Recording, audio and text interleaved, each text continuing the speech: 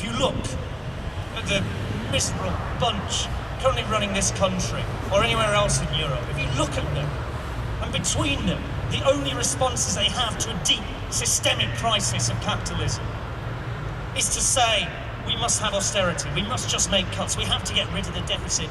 And when they know, or at least they ought to know, that that is precisely what governments tried to do in the 1930s, and that is precisely why that financial crisis, that recession turned into the Great Depression, by trying to pay back, so-called, the deficit, by trying to make spending cuts, you wreck an economy. You shatter people's lives, and you wreck the entire economy, and that's now what we're heading into. So we have to make a break with that. We should say we oppose the cuts, but we also have to break the mechanism that's starting to force those cuts, the deadlock between private financial crisis and state debt.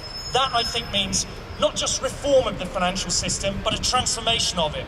Now, I'm not going to stand here and start to give chapter and verse on what we might do, because I think actually one of the things we started to do in the Occupy movement is at least pose the questions and then see what answers we get to. But I think it fundamentally revolves around the issue of democracy. Take the Bank of England. Take the Bank of England. It is run by something called the Monetary Policy Committee. The Monetary Policy Committee is elected by no one. This is deliberate. New Labour did this in 1997. They said we want an independent Bank of England. Now that's independent in one sense and one sense only. That means independent of any democratic control, but it means completely dependent on the city. Go through the people on the Monetary Policy Committee. So one of the demands we must start to raise is how do we democratise our financial system? How do we take the banks, which we own, by the way, we own RBS, we own Lloyds Banking Group, we own them. How do we take them from being run in the interests of the 1%, because that's what they are? How do we take them and run them in the interests of the 99%?